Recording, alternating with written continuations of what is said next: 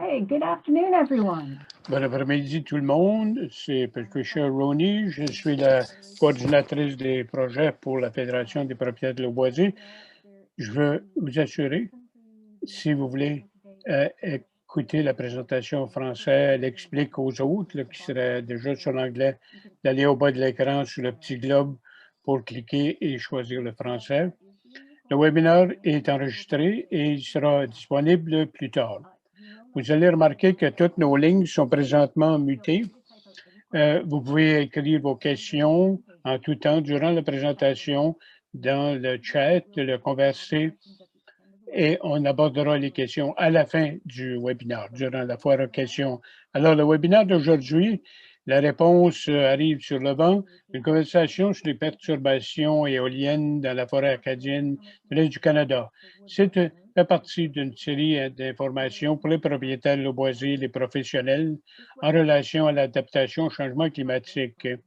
Alors, ça fait partie du projet de bâtir les capacités pour les propriétaires ici pour s'adapter au changement climatique.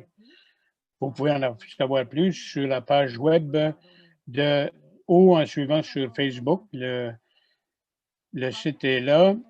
Le projet est appuyé par du financement de changement et environnement et ressources naturelles Canada, changement, adaptation au changement climatique de Ressources naturelles Canada, le gouvernement du Nouveau-Brunswick avec le Fonds en fiducie sur l'environnement, les forêts internationales, l'Université du Nouveau-Brunswick.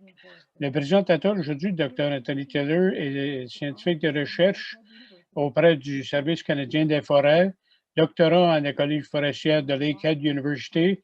Il a publié de différents documents sur sa recherche présente sur les changements climatiques et comment s'adapter aux changements futurs.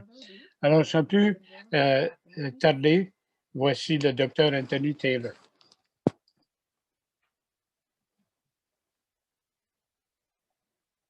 Oh, Anthony, you're muted. Alors, Anthony, on t'attend. Hi, Patricia. Sorry about that. Je m'excuse, voici. Do you mind if I just wait just a few? I just want to wait a few more seconds here. Je vais attendre quelques secondes de plus pour donner quelques secondes de plus aux participants de se connecter. Oui, il y en a quelques-uns qui sont en retard, mais c'est correct.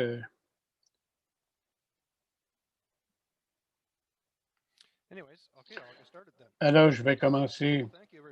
Merci à tout le monde qui se joint à nous cet après-midi. C'est très apprécié. Merci à la Fédération des propriétaires de Lauboisier privé au Brunswick de faire cette présentation. Je remarque ici à Fredericton, il fait beaucoup de vent, là, et c'est inhabituel au maritime.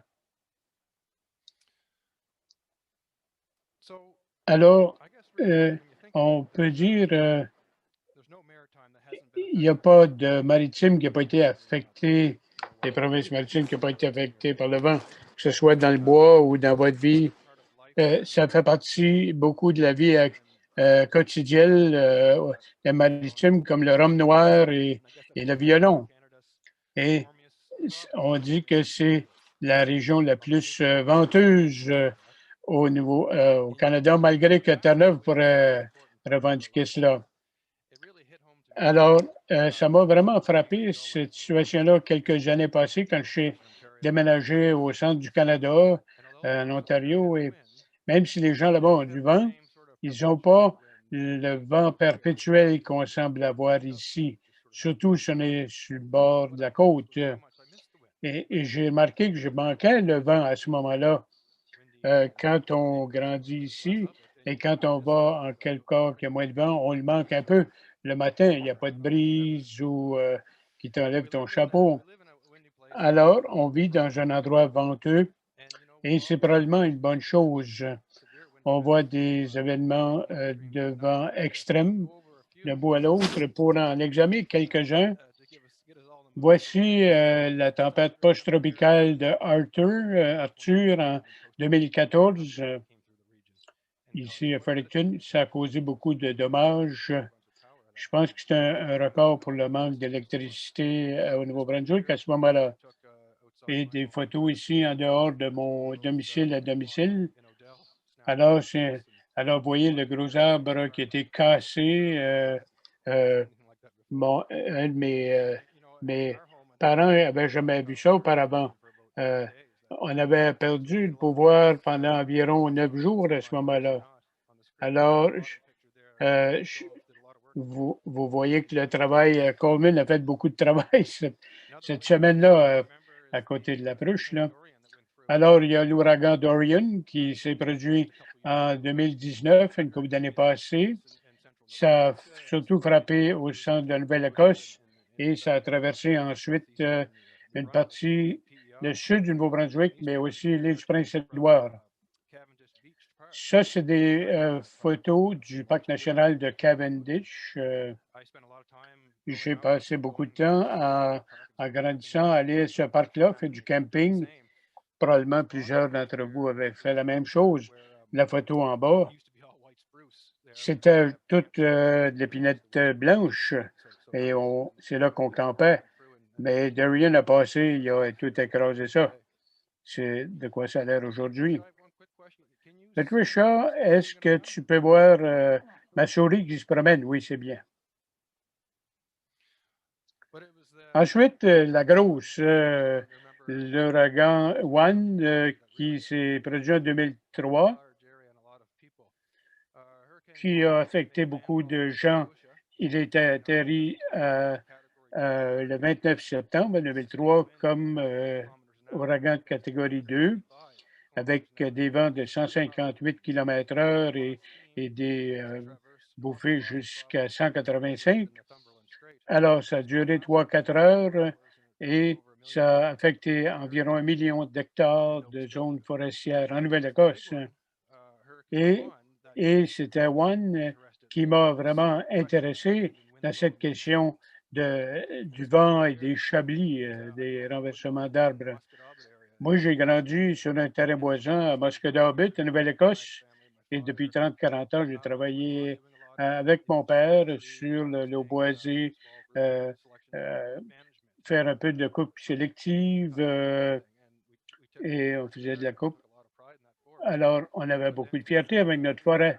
Mais en 3 heures, ce soir-là, du 29 septembre 2003, ça a éliminé une bonne partie de notre travail. Vous voyez des photos ici après en 2004, là où on avait fait des coupes partielles.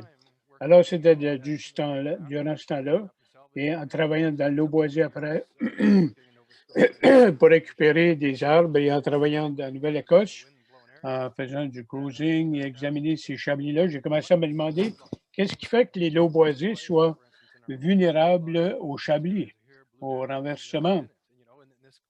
Alors, cette question-là se posait pour l'ensemble de la région où l'ouragan Juan était passé. Qu'est-ce qui faisait la différence? Alors, quand j'ai commencé dans ce travail-là que je fais, en 2011, et plus l'occasion d'examiner cette question-là. Une des choses que j'ai remarquées, aussi venteux que c'est ici, il y avait peu de recherches qui avaient été faites sur les chablis. Et quand je préparais la présentation aujourd'hui, à ce moment-là, je faisais de la recherche sur Google Scholar. Il y avait moins de 10 documents qui discutaient des chablis.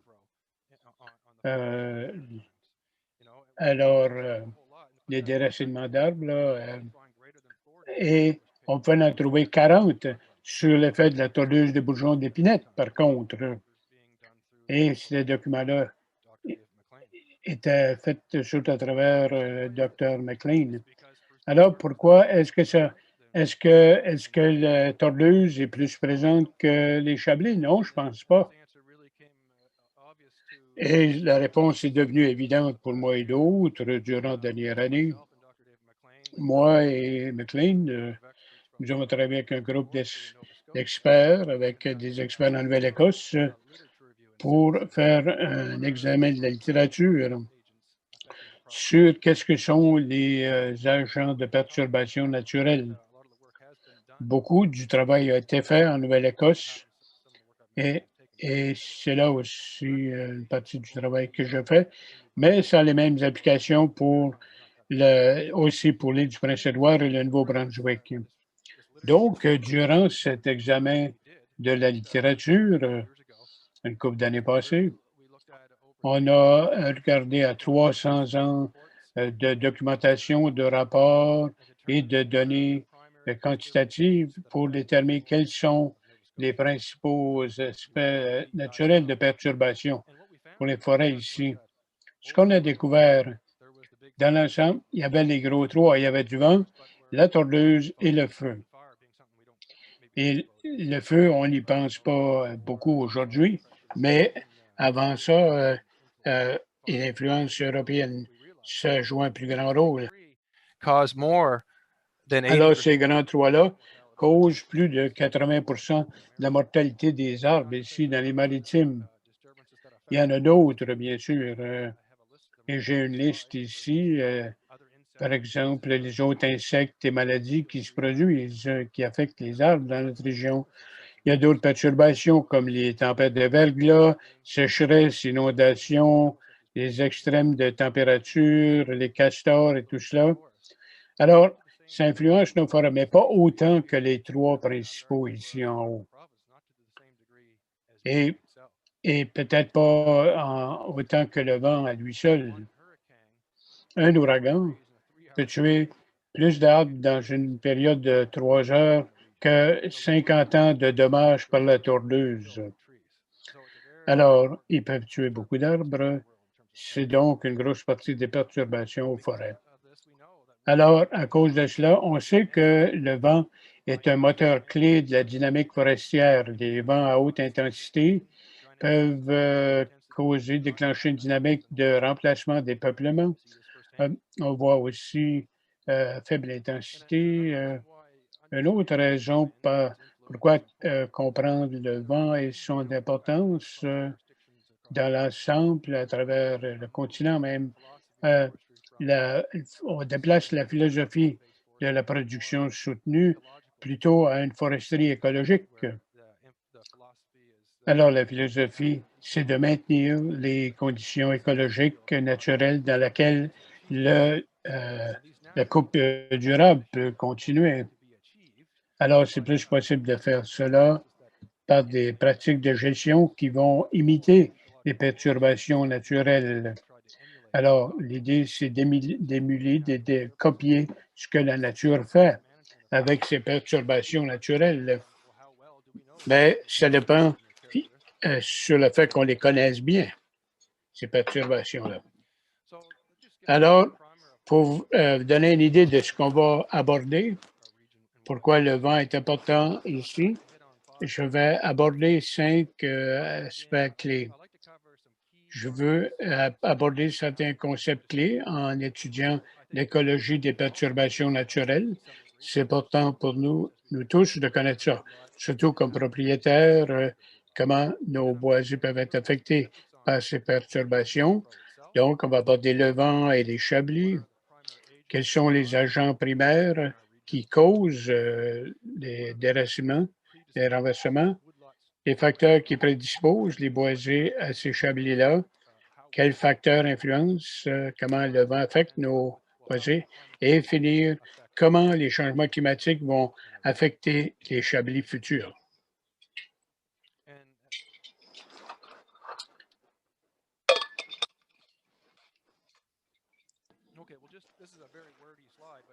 Il y a beaucoup de mots ici, mais c'est quand même une diapo naturelle. Voici les concepts clés. Quand on étudie les perturbations naturelles, il y a des définitions qui sont importantes. C'est la perturbation naturelle. Qu'est-ce que c'est? Et je vais la lire ici. C'est un événement comme un feu ou un chablis qui perturbe la structure physique et la ressource, la disponibilité des ressources dans un écosystème. Ça a été publié en 85, cette définition-là. Et c'est la même, la définition est encore valable aujourd'hui. Et parmi cela, il y a différents agents de perturbation. Alors, c'est un moteur particulier, si vous voulez, d'une perturbation naturelle, une cause catalyseur comme le feu ou le vent ou la tordeuse ou d'autres. C'est ça le moteur derrière ces changements-là. Ensuite, un régime de perturbation naturelle. Et ça, ce que ça veut dire, c'est un comportement naturel d'un agent perturbateur au fil du temps. Alors, il y a différentes variables. Alors, c'est une façon de décrire le comportement de ces variables-là. C'est important. Donc, il y en a 3 ici en bas, ces variables-là. C'est des paramètres. Là. On a donc ces 3 ici. Il y en a différents, là, seuls les 3 principaux. Alors, tu as l'étendue spatiale. Alors, ça, c'est la superficie totale du paysage qui était affectée par un événement, un seul événement d'agent de perturbation, comme un ouragan. Est-ce que c'est à grande échelle, 500 hectares, ou est-ce que c'est à grande échelle ou à petite échelle, comme on voit à droite? La sévérité aussi. Alors, c'est le montant de la biomasse d'arbres qui est tué par unité de forêt durant un seul événement perturbateur. Hein. Quand un ouragan vient, combien de bois est-ce qui est tué? Alors, quand il passe à travers, ça ne va pas nécessairement causer des hautes perturbations dans l'ensemble du territoire. Il y a des zones qui vont avoir des sévérités très élevées, plus de 60% des arbres sont tués, ensuite modérés, et des zones faibles, moins de 30%. Alors, élevé, modéré et faible. Le dernier qui est important, c'est l'intervalle des retours. Comment souvent ça se produit? Alors, c'est le temps qui se passe entre les perturbations successives quand ces agents, ces événements-là deviennent des agents perturbateurs au niveau du paysage. Si vous avez un peuplement, comment l'intervalle va revenir souvent? C'est le montant. Comment souvent ce peuplement-là pourrait être perturbé à un niveau de sévérité. En d'autres mots, mettons 150 ans d'intervalle, ça veut dire que le temps que ça prend pour une zone équivalente d'être perturbée et de se reproduire. Et on aura des exemples de ça tantôt.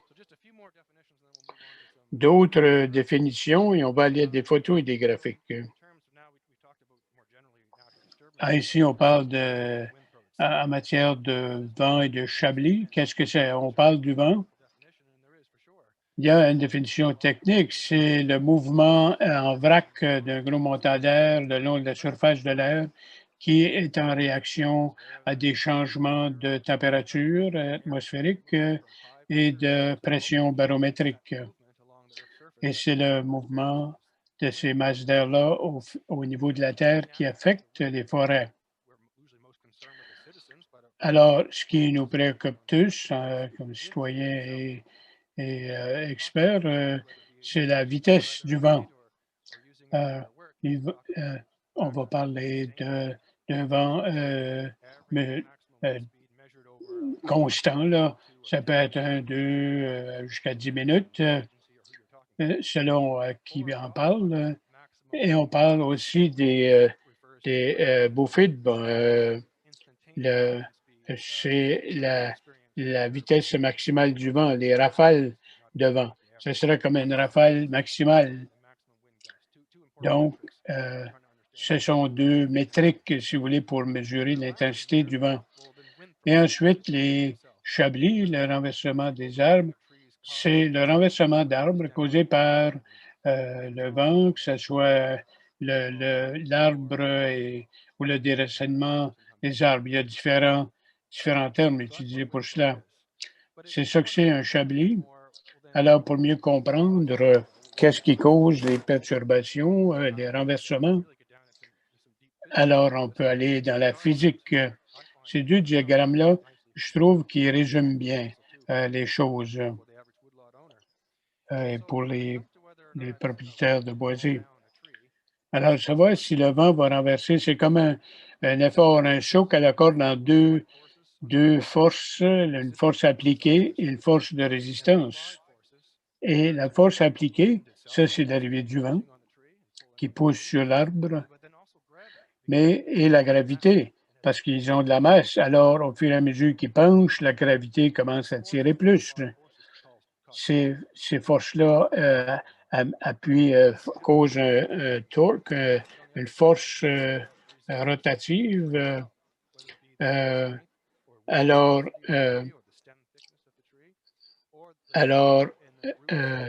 ça peut être ici la résistance, la capacité de résistance du sol, des racines. Ça, c'est des forces de résistance. Alors, c'est comme un choc à la corde entre les deux, à savoir si ça va être suffisant pour faire renverser ton arbre.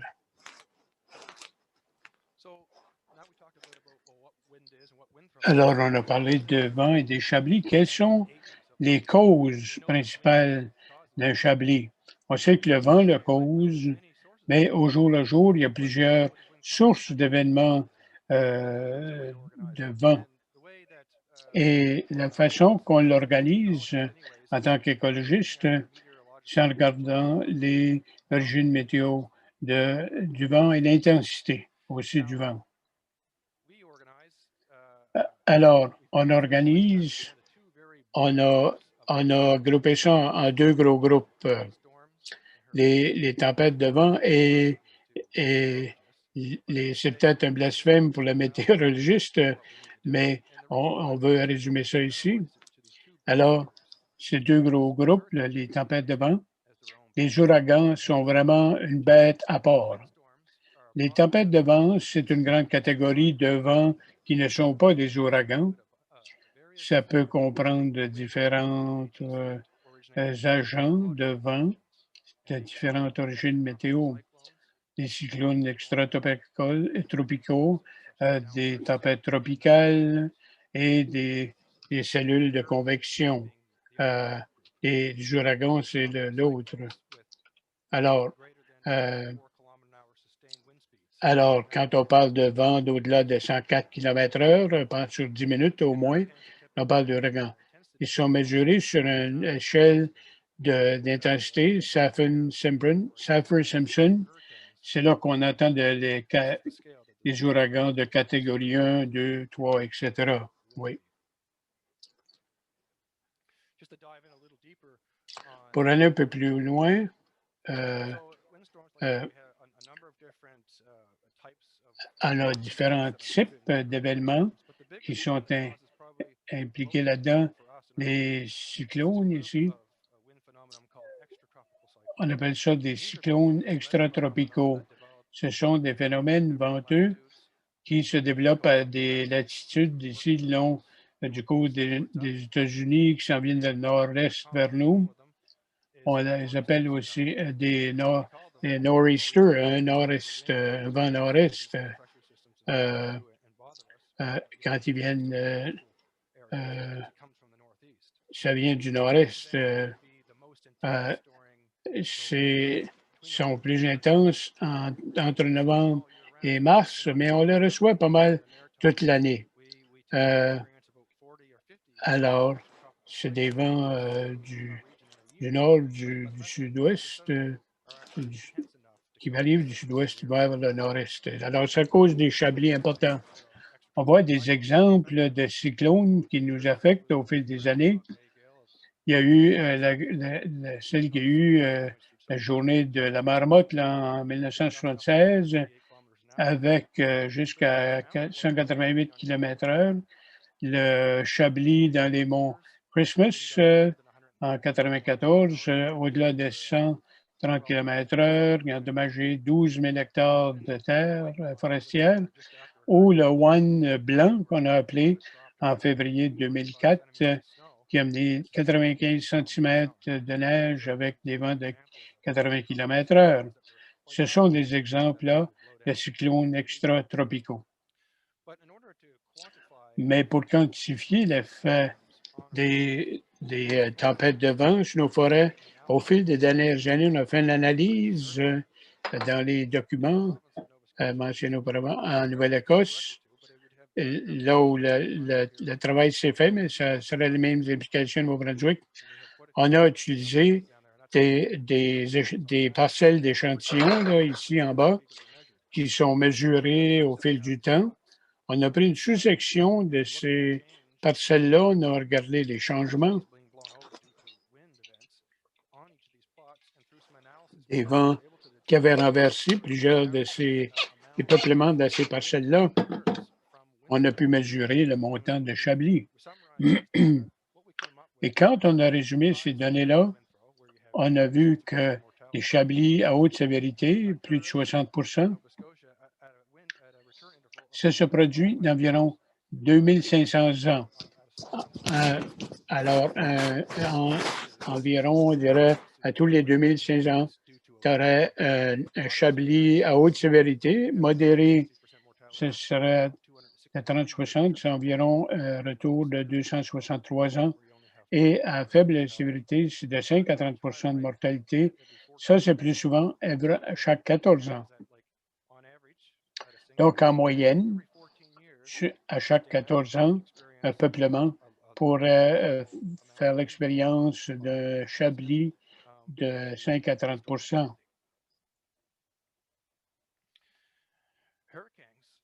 des ouragans.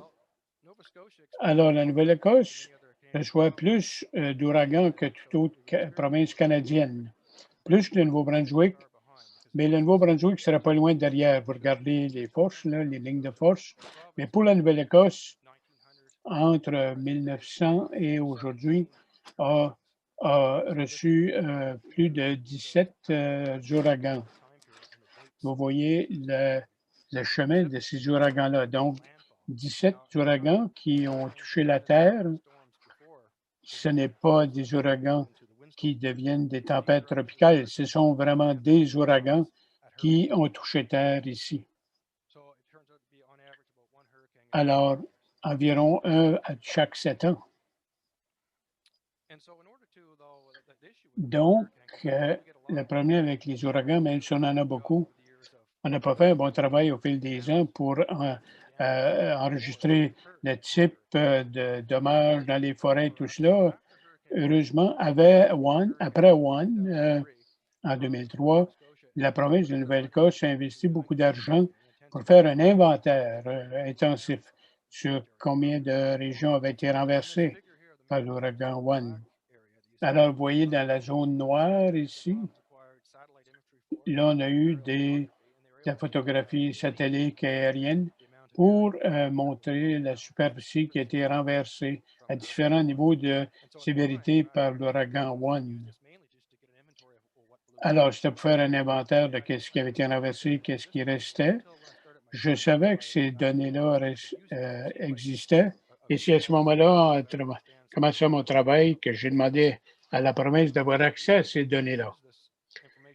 Plus récemment, on a utilisé ça pour déterminer le taux de Chablis. On a pu établir que les événements très sévères, c'est d'environ 1250 ans, modéré 714 ans, et les Chablis, sévérité d'environ 1111 ans. Alors ici, c'est probablement très sous-estimé. Cette figure-là vient des données à l'intérieur de la zone ici. Probablement qu'il y a d'autres dommages moins sévères qui ont eu lieu en dehors de cette région-là. Donc, la période de retour est la plus courte. Mais c'est un bon point de départ pour mieux comprendre les Chablis causés par les ouragans ici. Alors, les diapos ici sur le vent, on peut voir combien de Chablis se produisent. Alors, dans nos boisés privés, quels sont les facteurs qui prédisposent à un renversement d'arbres, à un Chablis? de la recherche est faite sur ce sujet au fil des années dans d'autres parties du monde. Et quand on regarde la littérature, il y a 4 principales catégories. Il y a les variables météorologiques qui influencent si c'est un chablis, les variables topographiques, l'élévation, la forme, le relief du terrain. Il y a les variables au niveau du sol et les variables au niveau de la structure du peuplement. Donc, plusieurs variables vont déterminer si ton boisé peut être affecté. L'importance relative n'est pas tout à fait encore claire pour nous. Alors, pour revenir ici, encore là, on étudie les mêmes données de l'ouragan Juan de la Nouvelle-Écosse. J'ai pris ces données-là et on l'a utilisé dans cette zone-là de la Nouvelle-Écosse. Il y a des parties qui ont renversé, d'autres qui n'ont pas eu de chablis. Alors, je voulais savoir quels étaient les facteurs qui déterminaient s'il y aurait un chablis.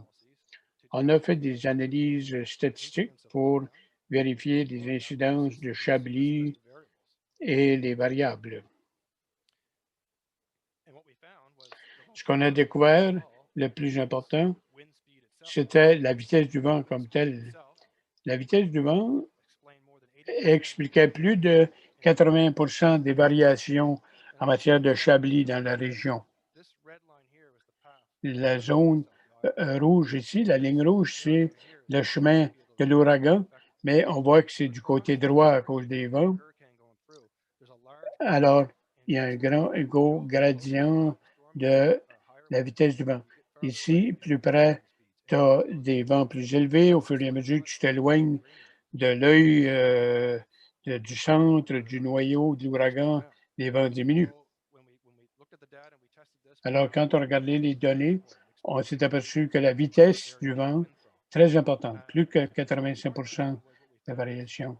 Ce qu'on a découvert, si tu as des rafales de vent de 130 km/h ou un vent soutenu de 95 km/h, causait au-delà de 50% de probabilité de chablis. Alors, quand on a des vents comme ça, dans l'ensemble, là, on va subir des chablis. Quand c'est au-delà, si je vais ici à droite pour les vents constants, avec la probabilité de chablis, vous voyez la relation là. Quand tu dépasses les 120 km/h, vous voyez que très haute probabilité qu'en moyenne, ta forêt va en souffrir. Le deuxième aspect qui est évident, bien évidemment, c'est la hauteur du peuplement. Et alors, ceux qui sont plus courts, bien sûr, ils sont moins affectés. Alors, ici, un graphique à 3 dimensions. Vous voyez la dimension relative avec la vitesse du vent et la probabilité de chablis. À mesure que la hauteur augmente, la probabilité de chablis augmente, mais en relation avec la vitesse du vent. Alors, si tu as des vents élevés, 140 km/h, la probabilité de renverser des peuplements de moins de 10 pieds est très basse. Mais quand tu passes 10-15 mètres de hauteur, là, la probabilité augmente fortement. La composante la plus importante, c'est qu'après la hauteur et la vitesse du vent, la composition de la forêt était l'autre aspect. Alors, là où il y a beaucoup de sapins et d'épinettes, ça augmentait la vulnérabilité. Si tu as plus de bois franc, de pin, ça diminuait la vulnérabilité. Et ça a été appuyé par d'autres études dans la littérature. Ils ont fait ce travail-là, Foster et Booz. Là. Ils avaient étudié les effets dans la Nouvelle-Angleterre. Alors, pourquoi c'est intéressant pour moi? Avant de faire ce travail-là, quand je travaillais dans les forêts en Nouvelle-Écosse, on pouvait voir ça. Ici, cette photo est une photo près de Musqueam. la côte est est près de la zone fondée où il y avait de l'épinette rouge. Les sols granites, ça avait été frappé très fort par One et on voit l'effet. Alors, ils ont eu de très grands vents ici et il y avait beaucoup d'épinettes. Le vent a démoli la plupart de l'épinettes et on peut voir ça un peu partout dans le paysage.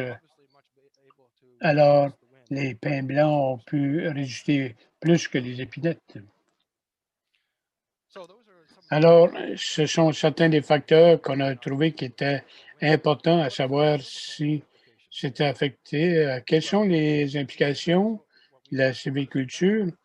Ce qu'on a trouvé, c'est que si dans une zone où tu as un boisé ou que tu as des vents constants de plus de 95 km/h, on peut dire que tu manques de chance, tu n'es pas chanceux. Peu importe ce que tu vas faire, à moins d'avoir de peuplement de moins de 6 mètres, tu vas subir des chablis. Ça, c'est une des implications pour la sylviculture. Bien sûr, les arbres plus hauts sont plus susceptibles, surtout les arbres minces, alors qui ont un rapport hauteur-diamètre qui est plutôt... mais ça ne veut pas dire... on ne va pas arrêter de faire ça, mais alors qu'est-ce qu'on peut faire si on ne veut pas continuer à produire de gros arbres? Alors, la composition fait des espèces est importante. Alors, plus il y a de pins et d'érables, mieux les peuplements vont résister au vent parce que ces arbres-là sont plus résistants. Quand il y a beaucoup, ces peuplements-là sont plus résistants.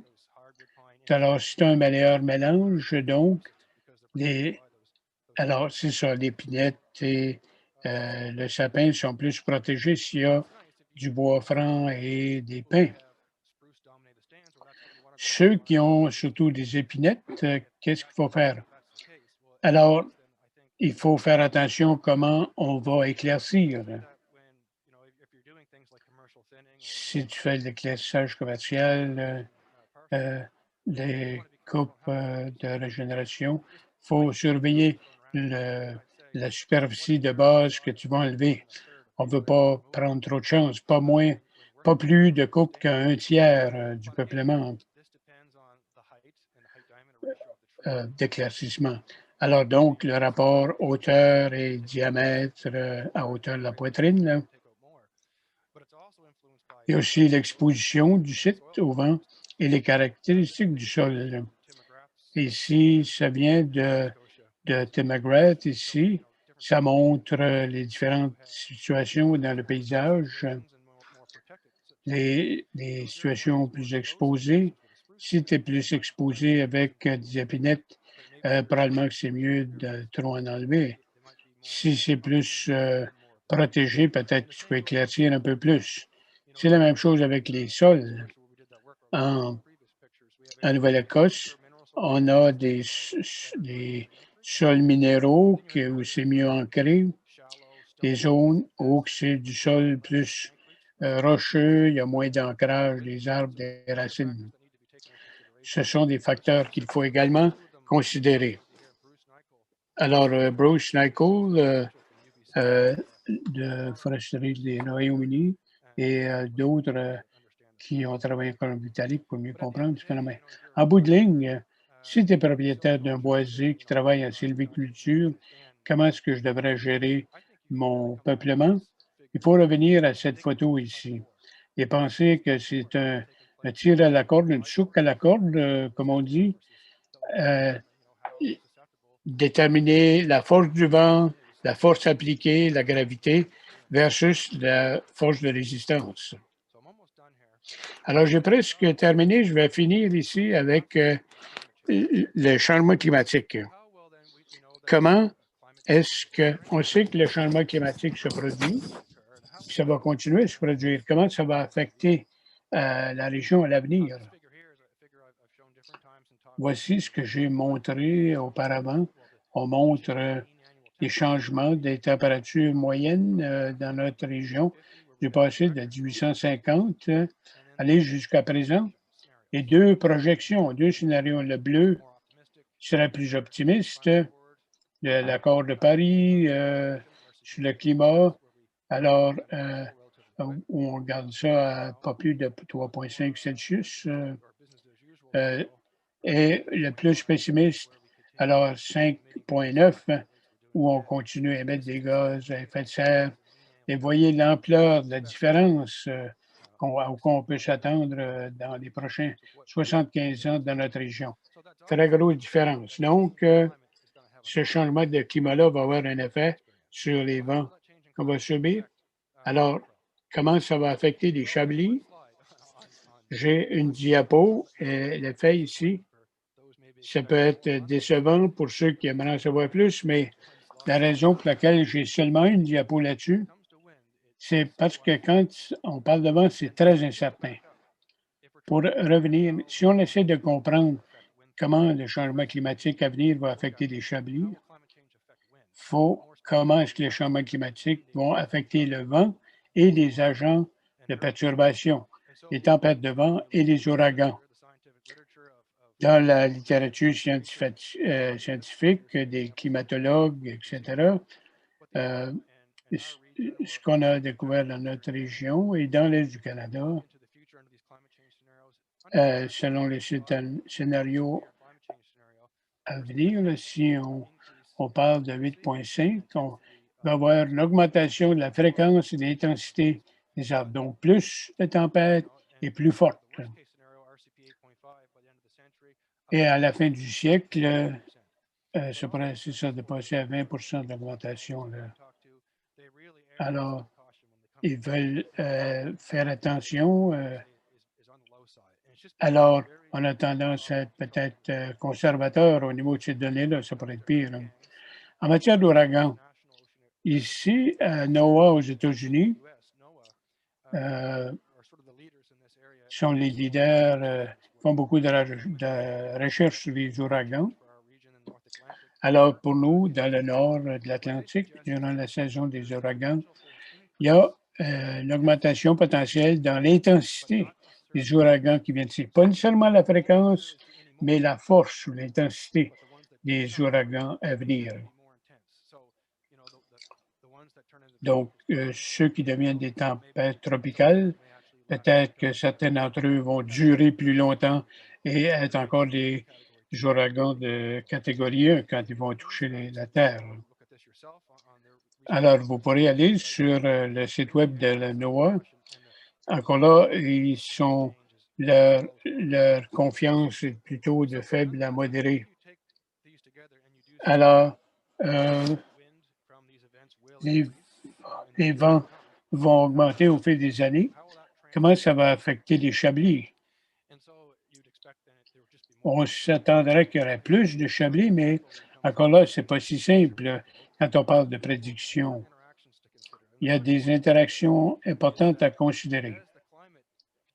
Au fur et à mesure que le climat change dans les prochains siècles, il va y avoir un changement dans la composition des espèces d'arbres.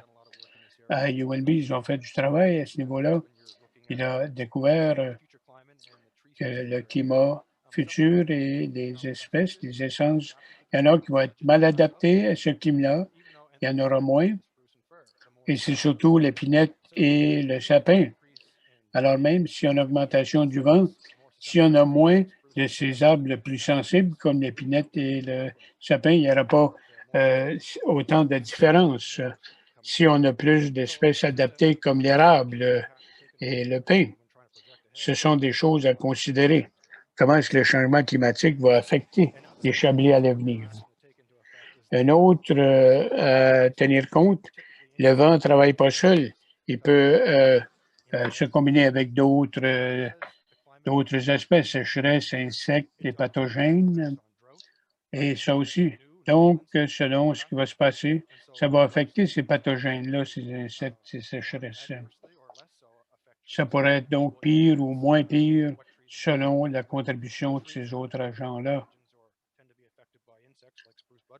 Alors, si tu es affecté par les insectes comme par la tordeuse, tu vas être plus sensible au grand vent.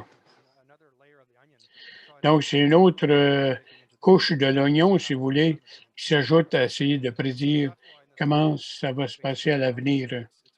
C'est pourquoi j'ai mis en haut, c'est fortement incertain. Dans l'ensemble des conclusions en matière de changement climatique, il y a une augmentation potentielle en matière de fréquence et d'intensité des agents de vent éolien en matière de changement climatique. Pour l'instant, je dirais que notre confiance sur les prédictions sont de faible à modérée. Les effets sur les chablis vont dépendre de différents facteurs. Probablement que le vent va continuer à jouer un très grand rôle dans nos vies, tout aussi sûr que le rhum noir et le violon. Alors, c'est tout, Patricia, en matière de diapo. Well, thank you, Anthony. Alors, merci, Anthony. Très intéressant. I'll give Anthony Alors, a je vais donner à Anthony, before we je vais le remercier. there is a raised hand. Alors, vous pouvez lever la main au bas de l'écran si Free to type any questions in vous pouvez écrire vos questions dans le chat, mais aussi vous voulez poser vos questions, il y a la main levée et je vous donnerai. Moi, je suis prêt quand tu veux. So, first one, and I apologize, I'm probably Et gonna donc, get it wrong. la première, Gigi, says that they like the presentation and ils aiment la présentation et seulement wind brings. est-ce qu'il y a des bienfaits du vent sur notre écosystème forestier? Ça, c'est Gigi que je connais. En matière de bienfaits aux forêts, c'est pas une question que j'ai pas vraiment abordée. Je pensais plus aux conséquences néfastes. Les bienfaits du vent, c'est pour l'énergie renouvelable, mais c'est pas autant relié à la forêt. Peut-être, si on a plus de vent, peut-être qu'il y aura plus d'énergie éolienne et se fier moins sur les biocarburants de la forêt. Mais à part Gigi, je ne peux pas penser à des... Je suis sûr qu'on aura l'occasion d'en parler après.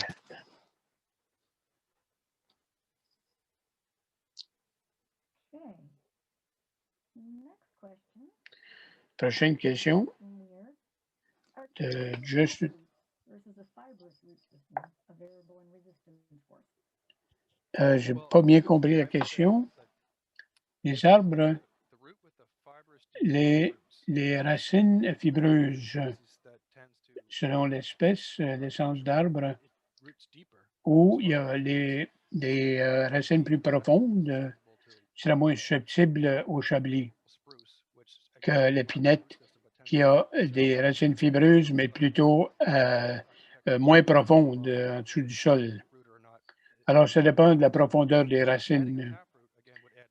Alors, c'est ça. Si tu as une racine plus profonde, ça ferait une différence.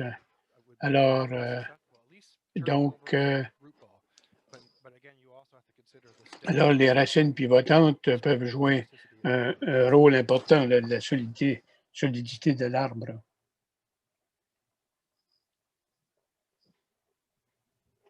Oh, Justin, thank you. Alors, Justin, te remercie. Une autre question. Les effets des changements climatiques et les plantes. Est-ce qu'il y a des espèces qui vont être moins susceptibles au chablis qu'on devrait planter à l'avenir? Oui.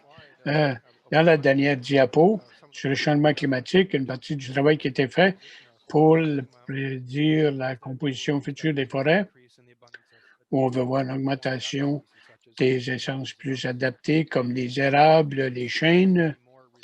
Ces essences-là sont plus résistantes au vent comparées à celles des épinettes du sapin et même peupliers. Alors, c'était une des choses que je voulais, ce sur quoi je voulais mettre l'accent, même s'il y a une augmentation des vents de la région, si la composition des peuplements change assez vite, peut-être qu'il va y avoir une augmentation des espèces adaptées qui sont moins susceptibles au chablis, comme par exemple les érables, les chênes, le pin.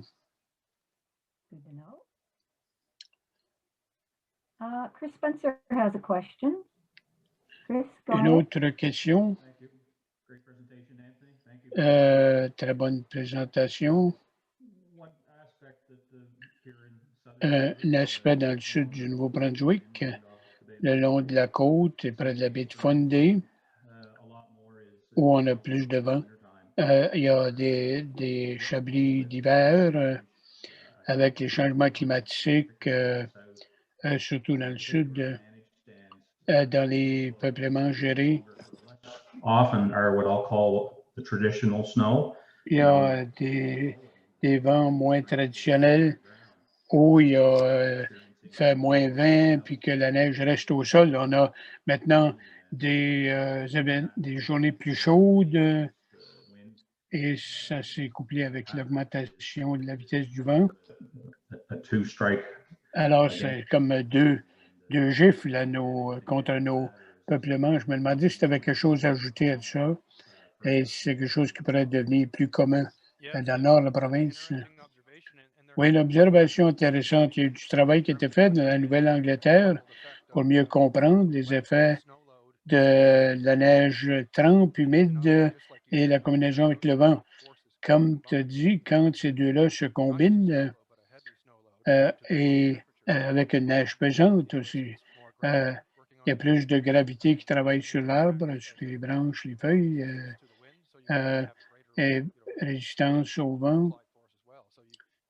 Alors, oui, ça peut mener à plus de renversement ou même des arbres, des branches qui seraient brisées. C'est quelque chose auquel il faudra faire face au fur et à mesure que le climat se réchauffe. Probablement que ce phénomène-là va se déplacer vers le nord selon les projections climatiques. Ici, la fréquence et l'intensité des vents devient plus commune et les praticiens en deviennent plus conscients. On devient plus conscient et on fait plus attention pour l'intervention, les traitements.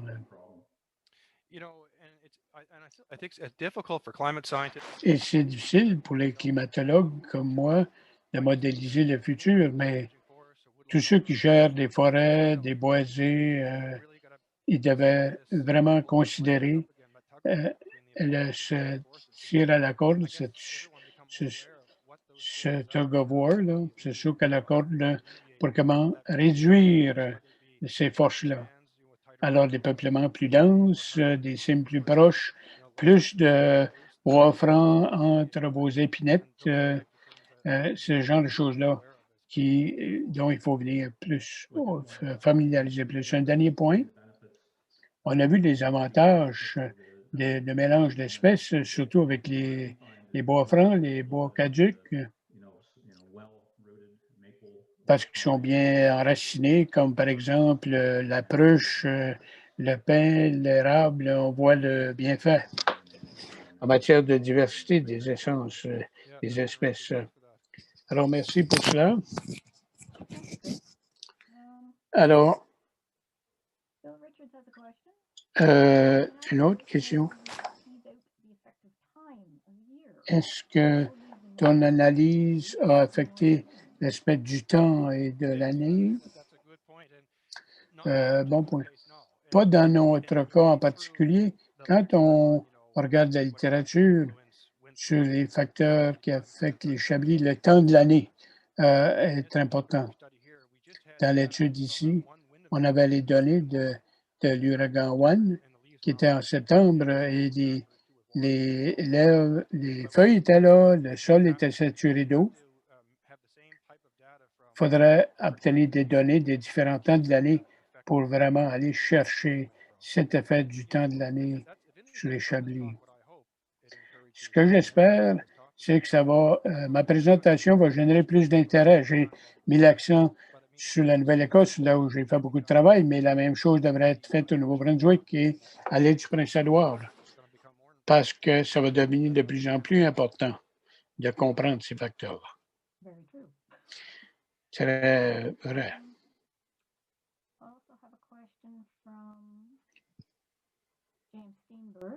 Question. Merci pour la présentation. Alors, l'hiver et le vent. As-tu vu une relation entre le vent et la sévérité de l'hiver et des vents en hiver? Alors, l'interaction avec l'interaction des perturbations du vent. Non, je n'ai pas fait ce travail-là, je connais bien.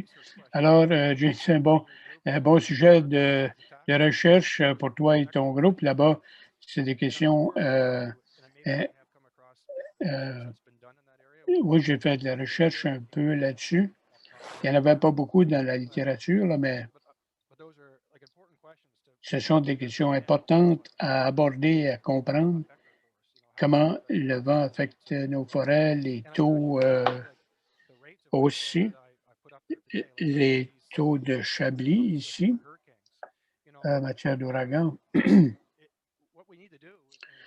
Ce qu'il faut faire dans les provinces ici, quand il y a des grosses tempêtes comme One, quand ils traversent, il faut mettre plus d'efforts pour quantifier les dommages aux forêts qui se produisent par la suite à cause des tempêtes. Et ça nous permettrait d'améliorer les estimations. Ça, c'est une première tentative d'établir ça ici dans la région. Ça donne des données de base, mais il faut que ça soit révisé, amélioré si on donne suite à d'autres tempêtes. Encore, ça souligne le besoin, que ce soit un ouragan ou un cyclone. Comment est-ce qu'on peut mieux quantifier où les perturbations ont lieu, étudier l'information. Et je pense qu'il est d'accord. Alors, on arrive à la fin, 2h58. Je vais vérifier s'il y a d'autres choses. Bill Richard.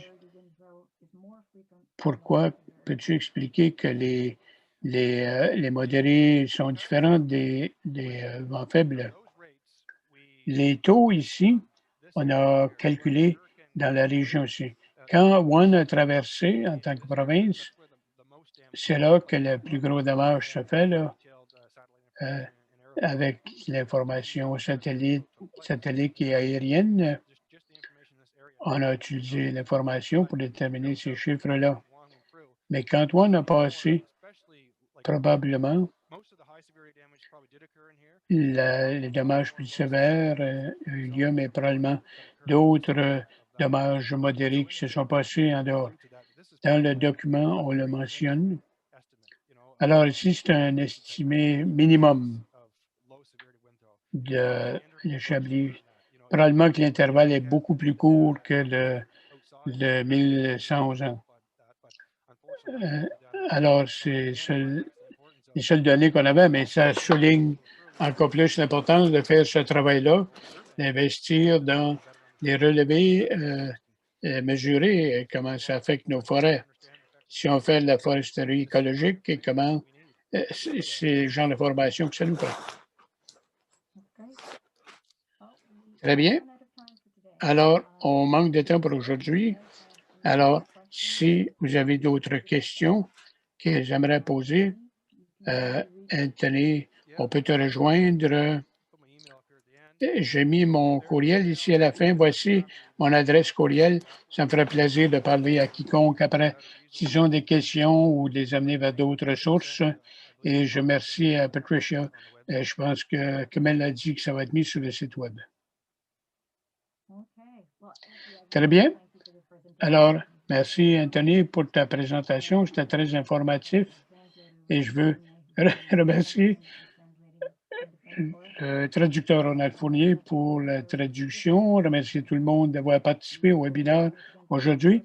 On espère que vous nous rejoindrez à l'avenir. Et si vous avez des questions, vous pouvez m'envoyer un courriel. Alors, je viens de donner l'adresse NBFWO ou au site web de la Fédération. Alors, merci tout le monde et bonne journée. Merci.